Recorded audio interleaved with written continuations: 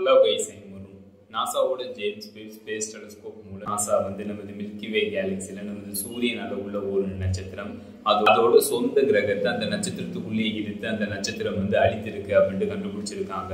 அதை பத்தி தான் நமக்கு பார்க்க போறோம். இந்த மாதிரி புது அப்டேட்டை நீங்க பார்க்கணும் மறக்காம இந்த சேனல் வந்து சப்ஸ்கிரைப் பண்ணுங்க. இப்போ வாங்க டீட்டெயில்டா பார்ப்போம். சூரியனால உள்ள நட்சத்திரம் ஃபர்ஸ்ட் எப்படி எரியும் அப்படின்னு கேட்டீங்கன்னா, நம்ம சூரியனால உள்ள நட்சத்திரம் பேசுற எந்த ஃபியூலை யூஸ் பண்ணி எரிஞ்சிட்டு இருக்கு அப்படின்னு கேட்டீங்கன்னா, இந்த சூரியனால உள்ள நட்சத்திரம் ஹைட்ரஜன் மற்றும் ஹீலியம் ஃபியூலை யூஸ் பண்ணி எரிஞ்சிட்டு இருக்கு. இதுல ஃபர்ஸ்ட் ஹைட்ரஜன் ஃபியூல் வந்து காலியாயிரும். ஹைட்ரஜன் ஃபியூல் காலியானதுக்கு அப்புறம் நம்ம சூரியனால உள்ள நட்சத்திரம் ஹீலியம் ஃபியூலை யூஸ் பண்ணி எரிய ஆரம்பிக்கும். ஹீலியம் ஃபியூலை யூஸ் பண்ணி எரிய ஆரம்பிக்கிறப்ப நம்ம சூரியனால உள்ள நட்சத்திரம் அதோட சைஸ் வந்து இன்க்ரீஸ் ஆகிட்டே இருந்து பக்கத்துல உள்ள பிளானட்ஸ் எல்லாத்தையும் அழிச்சிடும். அதுக்கப்புறம் ஃபைனலா காற்றுல அதுக்குள்ள தூக்கி வீசப்பட்டு சென்டர்ல ஒரு கல்லுல ஃபார்ம் ஆகும், ஒயிட் ரஃபா உருவாகும். இப்படிதான் நமக்கு சூரியனால உள்ள நட்சத்திரம் வந்து அழியும்.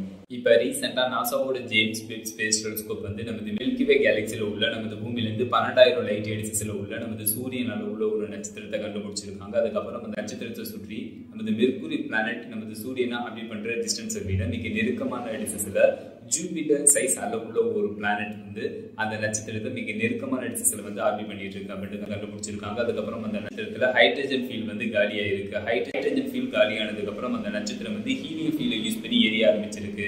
ஹீலியம் ஃபீலை யூஸ் பண்ணி எரிய ஆரம்பிக்கிறப்ப அந்த நட்சத்திரம் அதோட சைஸ் வந்து இன்க்ரீஸ் ஆக ஆரம்பிச்சிருக்கு. அதனால அந்த நட்சத்திரத்தை ஆர்பிட் பண்ணிட்டு இருக்கிற ஜூபிட்டர் சைஸ் அளவுள்ள பிளானட் அதோட டிஸ்டன்ஸ் வந்து படிப்படியாக குறைக்கப்பட்டிருக்கு. அதுக்கப்புறம் ஃபைனலா நட்சத்திரம் அந்த நட்சத்திரத்தை ஆர்பிட் பண்ணிட்டு இருக்கிற ஜூபிட்டர் சைஸ் அளவுள்ள பிளானட்டை அந்த நட்சத்திரத்துக்குள்ளே இழுத்து அந்த நட்சத்திரம் வந்து அழித்திருக்கு. அதனால அந்த நட்சத்திரம் அதோட பிரைட்னஸ் வந்து அதிகரிச்சிருக்கு. இந்த நிகழ்வை வந்து ZTF SNRN 2020 அப்படின்ட்டு நாசா வந்து நியமிச்சிருக்காங்க.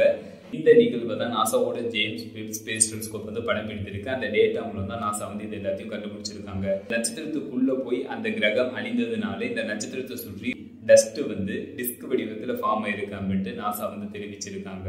ஃபைனல் இந்த வீடியோ எப்படி இருந்துச்சுன்னு கமெண்ட் பண்ணுங்க. See you.